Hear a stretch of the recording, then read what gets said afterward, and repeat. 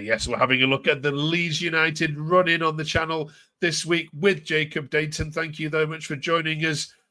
It's a bit worrying time for Leeds United, given some of the results going against them at the moment. We're having a look at the 8 games that Leeds have got left. Plus, we're talking about some of the tweets and fallout from the QPR result as well. But let's get straight into the fixtures, shall we?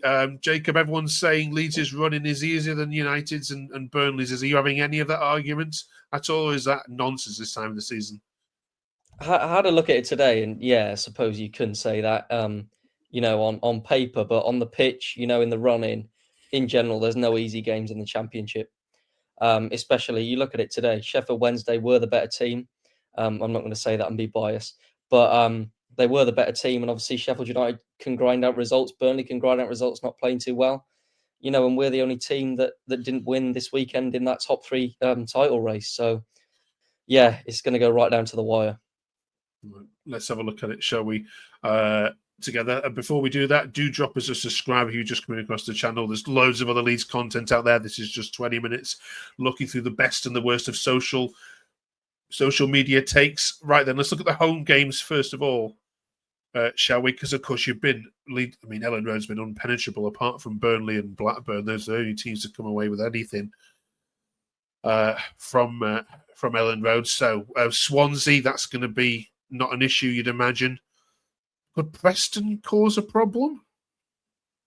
I mean, to be fair, last season they took the lead within a minute and a half, and obviously we only really won that game through a Joel Perreault penalty in the last minute. But I was looking at this, like I said earlier, I think the home games will not be a problem at all. Okay. I think at home in this run-in, that'd get us above 90 points, the 4 wins there. Yeah. And then you do look at the away games. We're normally quite good at Middlesbrough. Oxford, that should be hopefully straightforward. The one that kind of seems a bit iffy for me will be Luton. Obviously, Luton have got something to play for, and it's a massive game at both ends of the Championship. So I think that one will be the one where we could potentially slip up. Yeah. We're at Bristol City. I mean, your last home game of the season could be the one to clinch it to go up, and you're playing a team which, I suppose you're hoping by all accounts that they can't get. That's a dead rubber for them, are you, at the end? What if it's when they are fighting to get in the playoffs themselves? Yeah, that'll be another tough one. I do think we seem to play better against the top. So obviously, I know Burnley did beat us at Elland Road, but that game, that was just a smash and grab, really. I just think we're so good against the top sides. We get the job done against the top sides, especially at Elland Road. And I'm looking at that there as, it will be massive for us there, especially I think that day or the week before it's Sheffield United Burnley. So that'll be the toughest home game, definitely. But I think we'll manage to come away with something there. Yeah, Sheffield United play Burnley, of course, on the Easter Monday, whilst you're playing Stoke City, of course, and then a party at Plymouth is what Leeds fans are planning. Party on the beach down the south coast for the final day of the season. Let's have a look at what AI then said. We asked artificial intelligence, of course, to predict the results, and here's what they said. Well, yeah, pretty unanimous, really. They pretty much said that Leeds would win this by 5 points, which is some doing given the current run. We had a go at it as well using World Football Net. We also put Leeds at the top.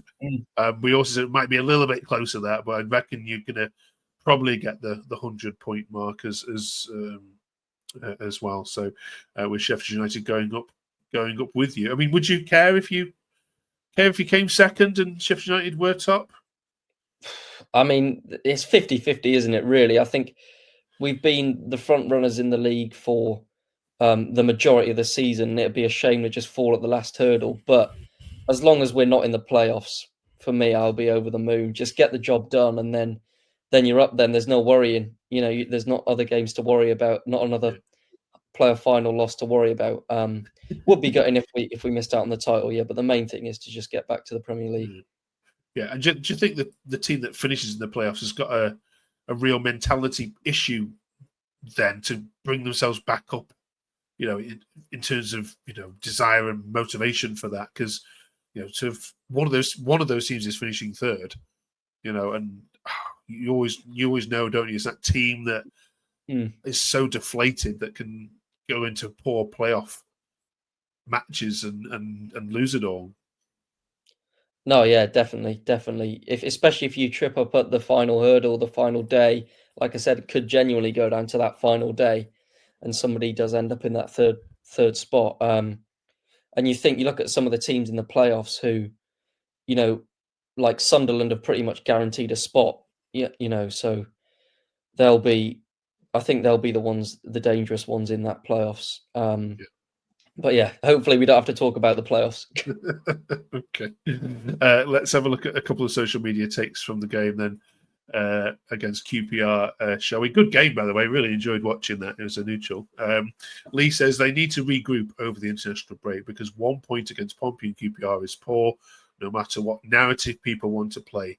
This whole, but Leeds aren't playing as many teams in the top 10 as others, means absolutely sod all. You agree with that?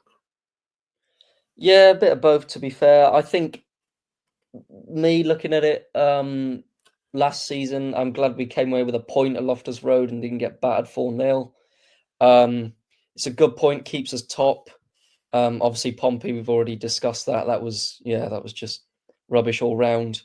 But look, I think the international break last year kind of killed our momentum a little bit.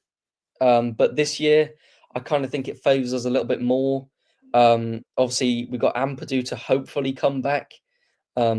Maybe see him for the final 5 games, or I'm not too sure. Farker might want to not rush him in, might not. Who knows there? But yeah, I think it is good. We've got this break, and then we go into it with a home game against Swansea, so that should be relatively straightforward.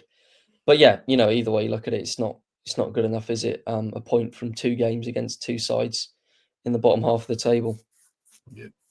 This one from Mr. Backup Dancer says, if that doesn't prove Gnonto should be starting at 10, then nothing will. Lots of cries for this. I mean, I don't know. It's such a brilliant player, Gnonto, and I love watching him. But at other times, it drives you mad. I couldn't cope being a Leeds fan because he just either takes an extra touch or sometimes he looks in games like he's a little bit lazy. What's your take on it?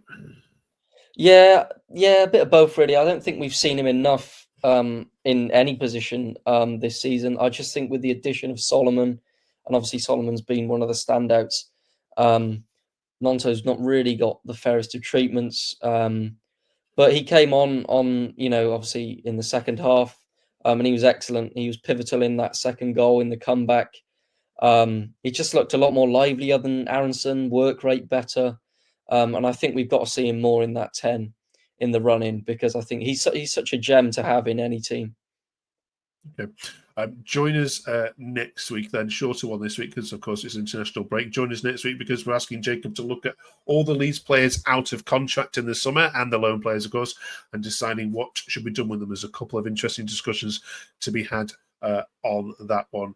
Please drop us a subscribe before you disappear and hit the subscribe button just down below. It is there. Drop us a like as well, and also drop us a comment as well as to who you think should be staying and who should be going. Thank you very much, Jacob. We'll see you next week, and we'll of course look ahead to the Swansea game with you in next week's episode. See you then.